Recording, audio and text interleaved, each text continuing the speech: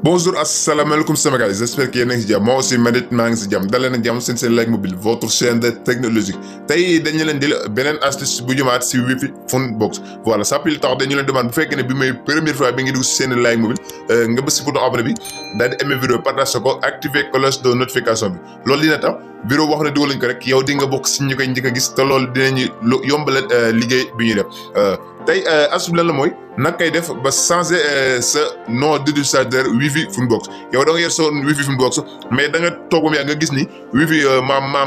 mot de passe bi nga xam ne moo nekk sa nom d'utilisateur ñu bari nekk si di si connecté xam nañ ko mën nañ see dugg am accès si Wi-Fi voilà léegi nag tey dama leen woon nag ngay def ba changer ko boo ko bëggee changer c'est très simple da ngay dem sur Google Chrome nga tapé c'est la même chose 192.168.1.1 lii moo la mën a jox accès pour nga dugg si Wi-Fi Funbox bi. léegi boo ko tapé pare fi may tëjee ko léegi nag première fois bi yaa ngi gis mu defal la nom d'utilisateur deuxième bi mu defal la mot de passe nom d'utilisateur mooy lan bu ngeen demee si premier lien bi nekk suuf description bi di nga gis benn lien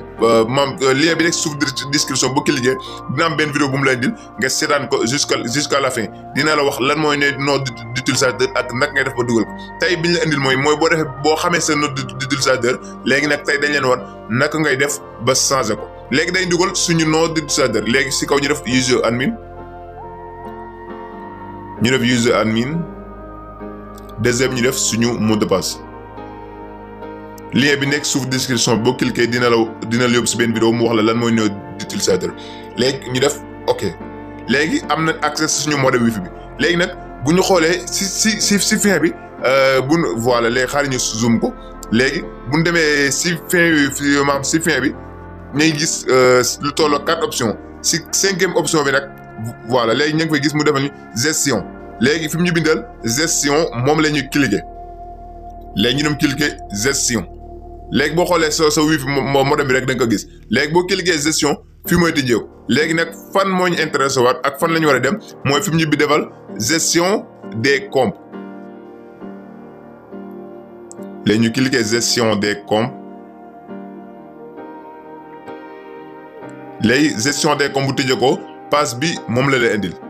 léegi fii da lay proposer 4 options première mu ne la nom d'utilisateur deuxième mu ne la ancien mot de passe troisième mu defal la niveau mot de passe quatrième mu defal la mot de passe confirmé li mooy lan mooy nom d'utilisateur moom dala koy détecter muy user admin Wi-Fi boo dem moom da lay détecter nom d'utilisateur bu la neexee tamit mën nga ko changer mais ñun bëgg ñu ko changer bu ñu intéressé te ñu ñor ñu te ñu bëgg ko changer mooy lan mot de passe bi léegi nag fii da la propose nga def ancien mot de passe mooy lan mooy mot de passe bi nga xam ne moom nga doon utiliser temps yëpp moom nga si dugal voilà léegi nag fii dañuy laaj suñu ancien mot de passe léegi nag ñu def suñu ancien mot de passe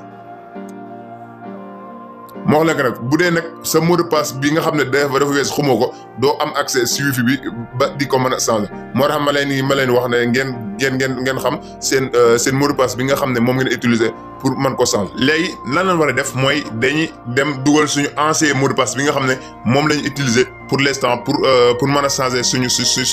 nom d'utilisateur suñu nom d'utilisateur Wi-Fi. léegi nag def nañ suñu ancien mot de passe léegi dañ dem defa mot de passe bi nga xam ne moom lañ bëgg a changer pour l'instant léegi day dem cliquer fi ñu bindal nouveau mot de passe léegi nag moo leen ko mot de passe yi ni war a composé mooy 6 caractères 3 yi day doon lettre 1 bi doon benn symbole beneen 2 bi doon lettre léegi mot de passe bi nga xam ne mooy Wi-Fi noonu la war a composé léegi nag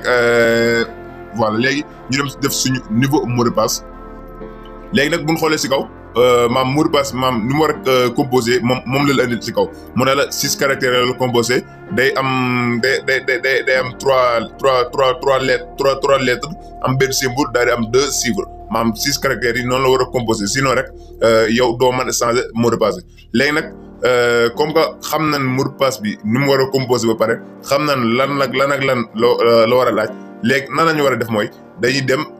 créer suñu mot de passe comme que lire nañ texte bi ba xam mot de passe bi nan la war a composé ba pare dañuy dem changer suñu mot de passe léegi nag dañuy def suñu niveau mot de passe léegi ñu def 4 lettres yoo xam ne voilà lettre alphabet lay doon voilà léegi ñu dem def symbole léegi ñu dem def suñu symbole léegi symbole nag bu ñu ko waxee mooy lii nii voilà yéen a comme lii ngeen gis écran bi moom mooy symbole léegi nag yaay tànn bu la neex comme que ñun arobase lañ ëpp suñu mot de passe bi ñu gis dugal moo tax symbole arobase moo lay choix léegi nag def nañ symbole ba pare lan moo si des muy 2 lettres donc voilà 2 chiffres moom moo si des léegi dugal nañ suñu 2 chiffres ba pare léegi nag mot de passe confirmé mooy lan da ngay dem defaat mot de passe bi nga xam ne moom nga defaat si kaw pour mu mën a changé waat bi moom yaakaar naa yow mën mot de passe bi nga defoon si kaw moom nga defaat boo juumee rek du mën a dem léegi comme que def nga ko pare da ngay dem cliquer fi mu la bindal appliquer pour mu mën a dugg léegi nag def nañ suñu mot de passe def nañ li ñu laaj li ba pare lan moo si des mooy dañuy dem def cliquer fi ñu bindal appliquer léegi ñu dem bës appliquer léegi automatiquement bu ñu bësee appliquer rek suñu mot de passe bi changé wu na léegi nag dañuy dem xool ba xam changé wu na wala changé wul léegi nan lañ war a def mooy dañuy déconnecté instant bi suñu wifi daal dem xoolaat ba xam suñu mot de passe bi changé na wala changé wul léegi nan dem bës déconnecté léegi nan déconnecté léegi bu ñu déconnecté léegi nom d'utilisateur bi mooy user admin boobu moom changé wuñ ko boobu la ñuy dugalaat. ñu def user admin léegi ñu dem defaat user admin ñu dem def suñu mot de passe bi nga xam ne changé nañ ko léegi ñu dem dugal suñu mot de passe bi nga xam ne changé nañ ko 66 mot de passe bi nga xam ne changé nañ ko léegi dañuy bës suivant wala ñu bës ok léegi ñu bës ok voilà léegi bu ñu bësee ok automatiquement gis nañu suñu mot de passe bi nga xam ne moom lañ defoon ak bu njëkk bi léegi changé nañ ko léegi nag wifi bi ñun doog ñoo xam mot de passe bi ñun doog ñoo si mën a accès parce que dañ koo changé voilà sama léegi loolu moo doon vidéo bi ñu leen jox rendez-vous si beneen vidéo jaa ngeen jëf